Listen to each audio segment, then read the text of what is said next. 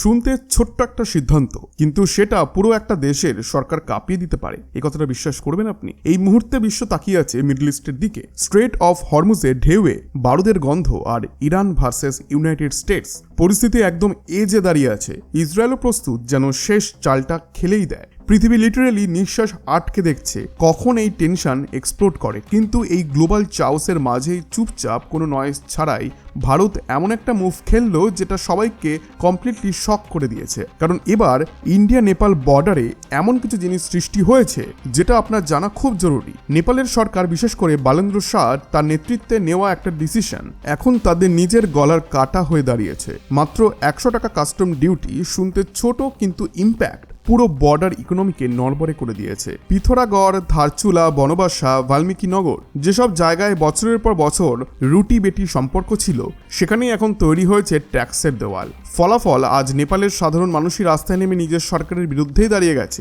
এটা শুধু trade issue নয়, এটা ট্রাস্টেড ক্রাইসিস।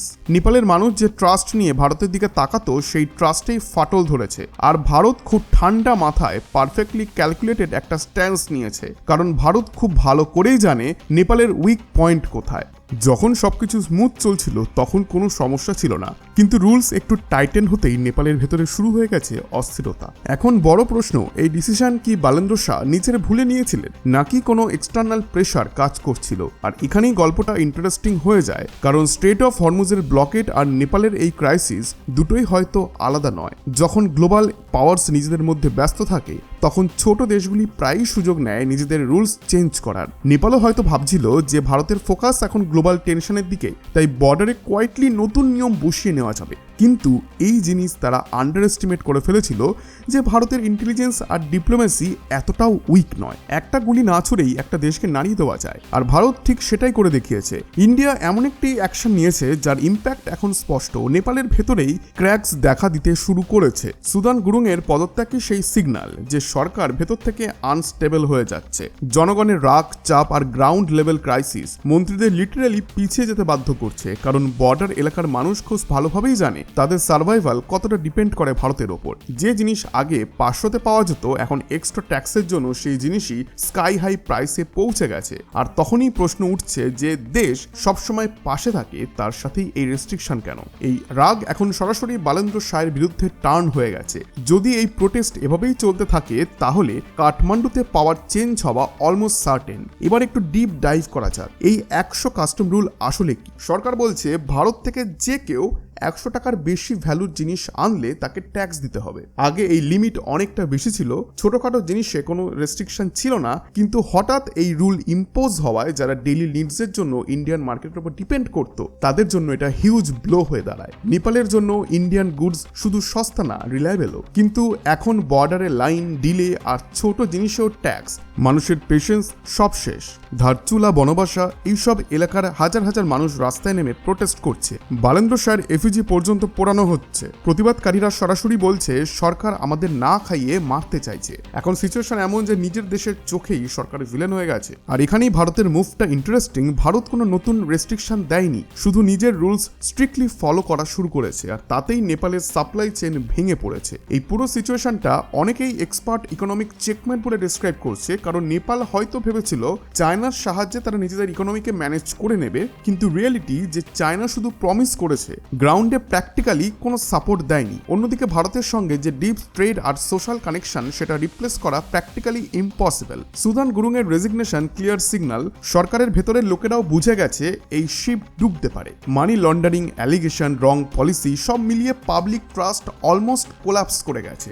এখন আলোচনা চলছে, আরও মন্ত্রীরা লাইনে আছে। আগামী কয়েক সপ্তাহে বালেন্দ্র শাহ একেবারে আইসোলেটও হয়ে যেতে পারে। কিন্তু ভারতের স্ট্যান্স একদম ক্রিস্টাল ক্লিয়ার। আমরা কারোর ইন্টারনাল ম্যাটারে ইন্টারফেয়ার করি না, কিন্তু আমাদের ইন্টারেস্ট আর আমাদের মানুষের রিলেশনশিপে আঘাত এলে আমরা কিন্তু চুপ থাকবো না। আর এখানেই আসে বিগেস্ট টুইস্ট। নেপালের জন্য ইন্ডিয়ান গুডস কোনো লাক্সারি নয়, এটা নেসেসিটি। পাহাড়ি এলাকায় সল্ট থেকে অয়েল সবই আসে ভারত থেকে। যখন ট্যাক্স কমপ্লিকেশন বাড়লো, তখন শর্টেজ শুরু হলো, ব্ল্যাক মার্কেটিং বাড়তে শুরু করলো। আর যে সাধারণ মানুষ কাল পর্যন্ত সরকারের সাপোর্টার ছিল, আজ তারাই রাস্তায় নেমে প্রোটেস্ট করছে। এই ধরনের সিচুয়েশন যে কোনো দেশের জন্য ডেঞ্জারাস, যখন মানুষ ভাবতে শুরু করে যে পাশের দেশই বেশি রিলায়েবল। আজ নেপালের মানুষ ওপেনলি বলছে ভারতের সঙ্গে আমাদের সম্পর্ক পলিটিক্সের থেকেও ওপরে। এই ইমোশনাল কানেক্টটাই ভারতের বিগেস্ট স্ট্রেংথ। আর এখানেই বালেন্দ্র শাহ সব থেকে বড় ভুলটা করেছেন, এটা আন্ডার এস্টিমেট করে। এখন অবস্থা এমন, নেপালের পুলিশও প্রোটেস্ট থামাতে হেজিটেট করছে, কারণ তারাও জানে তাদের নিজের বাড়ির রেশনও সেই বর্ডার দিয়েই আসে। এদিকে গ্লোবাল স্টেজে টেনশন আরও বাড়ছে। ডোনাল্ড ট্রাম্প আর ইরানের মধ্যে ফ্রিকশন অলরেডি ক্রুড অয়েলের দাম বাড়িয়ে দিয়েছে। যদি স্ট্রেট অফ হরমুজ বন্ধ হয়ে যায় তাহলে গ্লোবাল ইকোনমি লিটারালি কোলাপস করতে পারে। এই সেন্সিটিভ সময়ে ভারত নিজের নেইবারহুডের ইনস্টেবিলিটি চায় না, কিন্তু তার মানে এই নয় যে ভারত নিজের সিকিউরিটি বা রুলস কম্প্রোমাইজ করবে। নেপালকে বুঝতে হবে তার ফিউচার গ্রোথ ভারতের সঙ্গে পার্টনারশিপে নাকি চায়নার সঙ্গে। ভারত খুব ক্লিয়ার মেসেজ দিয়েছে, কোনো যুদ্ধ ছাড়া, কোনো নয়েস ছাড়া পিওর স্ট্র্যাটেজি দিয়ে সরকারকে নিজে আনা চায়। এটাই 2026-এর নতুন ডিপ্লোম্যাসি, যেখানে মিসাইল নয় ইকোনমিক ডিসিশনই আসল পাওয়ার। এখন একটি বড় প্রশ্ন যে বালেন্দ্র শাহ কি রিজাইন করবেন নাকি ভারতের সামনে নত হয়ে রুলস রোলব্যাক করবেন। এই প্রশ্নটা নেপালের রাস্তায় রাস্তায় ঘুরছে। আর ইন্টারেস্টিংলি ইন্ডিয়া বর্ডারের বিজনেস বন্ধ হওয়ায় ভারতীয় ব্যবসায়ীরাও ক্ষতিগ্রস্ত, তবুও তারা ন্যাশনাল ইন্টারেস্টের জন্য সরকারের পাশে দাঁড়িয়ে আছে। আজ ইন্ডিয়া দে ক্লিয়ারলি নোজ যে আজ যদি এই পরিস্থিতিকে কন্ট্রোল করা না যায় তাহলে কাল এটা অনেক বড় ক্রাইসিস হয়ে দাঁড়াবে। তাই পুরো গেম প্ল্যান একেবারে ক্যালকুলেটেড। আর সত্যিটা হলো এই স্ট্র্যাটেজির সামনে এই মুহূর্তে কাঠমান্ডুর হাতে তেমন কোনো স্ট্রং কাউন্টার নেই। এবার আসি সেই সাইলেন্ট অ্যাকশনের গভীরে। দেখুন, সূত্র বলছে যে ইন্ডিয়া নেপালের সঙ্গে চলতে থাকা একাধিক বড় প্রজেক্ট আপাতত হোল্ড করে দিয়েছে। বিদ্যুৎ কেনাবেচা থেকে শুরু করে নতুন রাস্তা তৈরির মতো গুরুত্বপূর্ণ কাজ সবই স্লো বা পজ করা হয়েছে। এর ডাইরেক্ট ইম্প্যাক্ট পড়েছে নেপালের ইকোনমিতে, কারণ নেপালের জিডিপির একটা বড় অংশ নির্ভর করে ভারতের সঙ্গে ট্রেড আর রেমিটেন্স ফ্লো এর ওপর। এই ফ্লো যদি একটু হলেও টাইটেন হয় তাহলে পুরো সিস্টেম চাপের মুখে পড়ে যায়। সম্ভবত বালেন্দ্র শাহকে ভুলভাবে বোঝানো হয়েছিল ভারত কখনো স্ট্রং রেসপন্স নেবে না, কিন্তু এখন ক্লিয়ার যে এই নতুন ইন্ডিয়া বন্ধুত্ব রাখতেও জানে, কিন্তু নিজের ইন্টারেস্ট প্রোটেক্ট করতেও তারা ইকুয়ালি ক্যাপাবেল। এখন নেপালের সাধারণ মানুষ নিজেরাই দাবি তুলছে পুরনো রুলস ফিরিয়ে আনতে হবে আর ভারতের সঙ্গে সম্পর্ক আগের মতো নর্মাল করতে হবে। এদিকে গ্লোবাল সিনও ইকুয়ালি টেন্স। একদিকে ইরান যুদ্ধের এজে, অন্যদিকে নেপাল নিজের ইন্টারনাল ক্রাইসিসে জ্বলছে। ভারত এই দুই ফ্রন্টে একের পর এক নজর রেখে চলেছে খুব কেয়ারফুলি। যদি নেপালের সরকার চেঞ্জ হয় তাহলে সেটা বালেন্দ্র শাহের জন্য একটি বড় সেটব্যাক। আর সাউথ এশিয়াতে ভারতের ইনফ্লুয়েন্স একটা ক্লিয়ার উইন। ইন্টারেস্টিংলি নেপালের মানুষের মধ্যে ভারতের প্রতি সেন্টিমেন্ট কমেনি, বরং আরও স্ট্রং হয়েছে, কারণ তারা বুঝতে পারছে তাদের নিজের সরকার যেখানে পলিটিক্স খেলছে সেখানে ভারত এখনও সাপোর্ট সিস্টেম হিসেবেই দাঁড়িয়ে। এখন সব থেকে বড় সাসপেন্স, আগামী 48 ঘন্টায় কি বালেন্দ্র শাহ সরকার টিকে থাকবে নাকি এই প্রোটেস্ট মুভমেন্ট একটা ফুল পাওয়ার শিফটের দিকে যাবে। বর্তমান পরিস্থিতিতে নেপালের মিডল ইস্ট আর ব্যবসায়ী শ্রেণী সব থেকে বেশি ক্ষুব্ধ। তাদের প্রশ্ন সিম্পল, যে যখন বর্ডার ওপেন, হিস্টোরিক্যাল ট্রিটি আছে, তাহলে হঠাৎ এই নতুন ব্যারিয়ার কেন? বালেন্দ্র শাহ হয়তো নিজের ন্যাশনালিস্ট ইমেজ স্ট্রং করতে গিয়ে ইন্ডিয়া বিরোধী স্ট্যান্স নিয়েছিলেন, কিন্তু সেটাই এখন রিভার্স এফেক্ট দিচ্ছে। কারণ ন্যাশনালিজম তখনই কাজ করে যখন মানুষের বেসিক নিডস সিকিউর থাকে। যখন 100 টাকা ট্যাক্স মানুষের প্লেট থেকে খাবার কেড়ে নিতে শুরু করে তখন সেই ন্যাশনালিজমই অ্যাঙ্গারে কনভার্ট হয়ে যায়। সুদান গুরুং নিজের রেজিগনেশনের পর ইনডাইরেক্টলি অ্যাকসেপ্টও করেছেন সরকারের কিছু ডিসিশন গ্রাউন্ড রিয়েলিটি থেকে অনেক দূরে ছিল। এই অ্যাডমিশন নিজেই প্রমাণ যে গভর্নমেন্টের ভেতরে কতটা ফ্রাস্ট্রেশন জমে আছে। আর ভারতের সাইলেন্স সেটা কিন্তু অনেক কিছু বলছে। নিউ দিল্লির পলিসি সার্কেলে যা ডিসকাস হচ্ছে তার ইম্প্যাক্ট এখন গ্রাউন্ডে ভিজিবল। ভারত কখনো ওপেনলি বলেনি তারা নেপালের সরকার ফেলতে চায়, কিন্তু তারা এটা এনশিওর করেছে নেপাল যেন নিজের ভুল বুঝতে পারে। আর এখন সিচুয়েশনটা এমন যে নেপালের মানুষ নিজেরাই সরকারের বিরুদ্ধে দাঁড়িয়ে গেছে। ফলে ভারতের আলাদা করে কিছুই করার প্রয়োজন পড়েনি। এই ধরনের ডিপ্লোম্যাটিক উইন ফিউচারে এক্সাম্পল হিসেবে ব্যবহার করে। এখন বালেন্দ্র শাহ চারদিক থেকে চাপের মধ্যে, একদিকে পাবলিক অ্যাঙ্গার, দ্বিতীয়ত নিজের পার্টির ভেতরে রেবেলিয়ন, আর তৃতীয়ত ভারতের ইকোনমিক প্রেশার। এই অবস্থায় অপশন খুব কম, আইদার কমপ্লিট সারেন্ডার না হলে পাওয়ার ছাড়ার জন্য প্রস্তুত থাকতে হবে। এদিকে গ্লোবাল অয়েল ক্রাইসিসও সিচুয়েশনকে আরো কমপ্লেক্স করছে। স্ট্রেট অফ হরমুজ যদি ডিসরাপ্ট হয় তাহলে ফুয়েল সাপ্লাই ইম্প্যাক্ট পড়বে আর নেপালের মতো দেশগুলির প্রেশার আরো বাড়বে। যদি সময় মতো নেপাল ভারতের সঙ্গে রিলেশন রিপেয়ার না করে তাহলে সিচুয়েশন শ্রীলঙ্কার থেকেও ওয়ার্স হতে পারে, কারণ নেপাল একটা ল্যান্ড লকড কান্ট্রি। তার মেজর অ্যাক্সেস রুট ভারত দিয়েই যায়। চীনের ওপর ভরসা করা অনেকটা মরিচিকার মতো, দেখতে জল কিন্তু কাছে গেলে শুধু ধুলো। এখন নেপালের এডুকেটেড নাগরিকরাও সোশ্যাল মিডিয়াতে ওপেনলি বলছে তাদের দরকার ইন্ডিয়ার সাপোর্ট। এই পাবলিক সেন্টিমেন্টটাই ডেমোক্রেসিতে ফাইনাল ভার্ডিক্ট দেয়। ভারত জানে নেপালের মানুষ তার পাশে আছে, আর সেটাই তাদের জন্য সবথেকে বড় স্ট্রেংথ। এদিকে বর্ডারের টেনশন এখনো কমেনি। সিকিউরিটি ফোর্সেস হাই অ্যালার্টে আছে, ড্রোন সার্ভেলেন্সে প্রতিটা মুভমেন্টকে মনিটর করা হচ্ছে।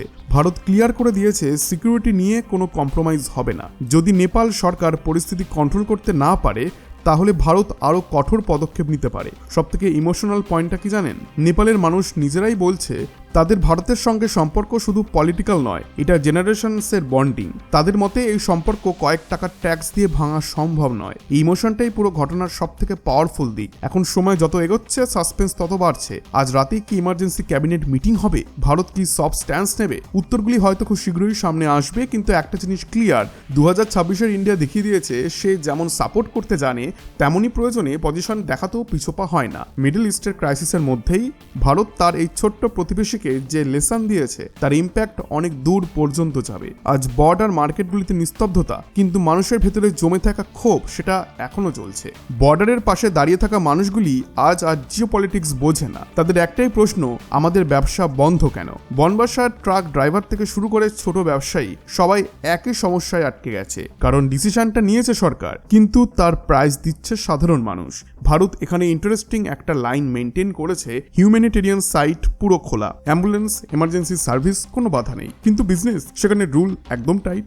এটাই আসল মুভ, নয়েজ ছাড়া প্রেশার। একটা জিনিস এখানে ক্লিয়ার হয়ে গেছে, দেশ চালানো আর ট্রেন্ডিং থাকা দুটো কমপ্লিটলি আলাদা গেম। বালেন্দ্র শাহ হয়তো ভেবেছিলেন যে ন্যাশনালিস্ট ইমেজ বিল্ড করবেন, কিন্তু গ্রাউন্ড রিয়েলিটি অন্য কিছু বলছে। যখন পলিসি মানুষের প্লেটে ইম্প্যাক্ট ফেলে তখন ন্যারেটিভ ভেঙে পড়তে আর বেশি সময় লাগে না। আর এখন সেই ব্রেকডাউন ভিজিবল। নেপালের পলিটিক্সে অলরেডি ফ্র্যাকচার শুরু হয়ে গেছে। অপোজিশন পার্টিস পর্যন্ত এখন ওপেনলি ইন্ডিয়ার পক্ষে কথা বলছে। তাদের লজিক সিম্পল, রিলেশন ভেঙে ইকোনমি বাঁচানো যায় না। এই ইন্টারনাল ডিভাইডটাই সব থেকে ডেঞ্জারাস, কারণ বাইরে চাপ থাকলে লড়াই করা যায়, কিন্তু ভেতর থেকে সিস্টেম ভেঙে গেলে গেম শেষ। সুদান গুরুংয়ের রেজিগনেশন শুধু ইনসিডেন্ট নয়, এটা ওয়ার্নিং সিগন্যাল। আরও নাম আসতে পারে। মিনওয়াইল বিগার পিকচারটা দেখুন, ভারতের স্ট্র্যাটেজি শর্ট টার্ম নয়, এটা লং টার্ম পজিশনিং। গোল একটাই, নেপাল স্টেবল থাকবে কিন্তু অ্যান্টি ইন্ডিয়া অ্যাক্সিসে যাবে না। গত কয়েক মাসে চীনের দিকে যে লিন দেখা যাচ্ছিল সেটা ইন্ডিয়া ইগনোর করেনি, কিন্তু রিয়াকশনটা ডাইরেক্ট ছিল না, টাইমিং বেসড ছিল। ঠিক যখন নেপাল ভালনারেবল তখনই প্রেশার অ্যাপ্লাই। এটাই মাস্টার স্ট্রোক, কারণ এখন চায়না চাইলে ইনস্ট্যান্টলি গ্যাপ ফিল করতে পারছে না। আর গ্রাউন্ডে কি হচ্ছে? কাঠমান্ডুতে প্যানিক মোড, পাওয়ার করিডোরে back to back meetings, advisers বিভক্ত, কেউ বলছে রোল ব্যাক, কেউ বলছে রেজিস্ট, কিন্তু ইজি এক্সিট নেই। বর্ডার সাইডে মিনওয়াইল মানুষ মশাল নিয়ে প্রোটেস্ট করছে। পুরো সিনটা যেন পলিটিক্যাল ডকুমেন্টারির ক্লাইম্যাক্স। একদিকে global tension, strait of Hormuz, অন্যদিকে নেপালের ইন্টারনাল মেল্টডাউন। ইন্ডিয়া এই দুটো লেয়ার একসঙ্গে ম্যানেজ করছে, প্রোটেক্টর প্লাস প্রেশার ক্রিয়েটার, এই দুটো রোল একসঙ্গে। এটাই ইন্ডিয়ান ডিপ্লোম্যাসির ইউনিক এজ। এখন সব থেকে সেন্সিটিভ পয়েন্ট, যদি বালেন্দ্র শাহ স্টেপ ব্যাক না করেন তাহলে সিচুয়েশন এসকালেট করতেই পারে। সোর্স বলছে মিলিটারিও সাইলেন্টলি অবজার্ভ করছে, কারণ শেষ পর্যন্ত আর্মি স্টেবিলিটি চায়। ইন্ডিয়া ওপেনলি কিছু বলছে না, কিন্তু সাইলেন্টলি এনশিওর করছে সিচুয়েশন কন্ট্রোলের বাইরে না যায়। আর এখানেই বিগেস্ট আয়রনি, নেপালের মানুষ নিজেরাই ইন্ডিয়ার পক্ষে দাঁড়াচ্ছে। এই ইমোশনাল ক্যাপিটালটাই ইন্ডিয়ার স্ট্রংগেস্ট ওয়েপন। 100 টাকার ট্যাক্স ইস্যু এখন শুধু পলিসি নয়, এটা পাবলিক সেন্টিমেন্টের এক্সপ্লোশন। নেপালের অনেক মানুষ এখন ওপেনলি বলছে ইন্ডিয়া ছাড়া সিস্টেম চলবে না। এই রিয়েলাইজেশন অনেকটা পাওয়ারফুল। এখন ক্লাইম্যাক্স ফেজ, গভর্নমেন্ট ফেইলের কথা আর গসিপ নয়, অলমোস্ট এক্সপেক্টেড আউটকাম হয়ে দাঁড়িয়েছে। Minister resignation chain reaction create করতে পারে। বালেন্দ্র শাহ এখন আইসোলেটেড পজিশনে, চয়েস দুটো, যে কম্প্রোমাইজ অথবা কোল্যাপস। মিনওয়াইল ইন্ডিয়া খুব একটা তাড়াহুড়ো করছে না, কারণ টাইম আর প্রেশার দুটোই তাদের ফেভারে। এখন এখানেই ডিফারেন্স তৈরি হয়। পাওয়ার দেখাতে সবসময় ওয়ার লাগে না, কখনো কখনো ইকোনমিক কন্ট্রোলই এনাফ। নেপাল ক্রাইসিস সেই এক্সাম্পল। শেষে আপনাদেরকে একটা কোশ্চেন করতে চাই, এই মুভটা কি ওভার রিয়াকশন ছিল নাকি পারফেক্টলি টাইমিং একটি স্ট্র্যাটেজি ছিল? আপনাদের ওপিনিয়ন কি অবশ্যই কমেন্টে জানাবেন। আর এই ভিডিওটি যদি আপনাদের ভালো লেগে থাকে তাহলে অবশ্যই ভিডিওটিতে একটি লাইক এবং চ্যানেলটিকে এখনই সাবস্ক্রাইব করে নিন। ধন্যবাদ।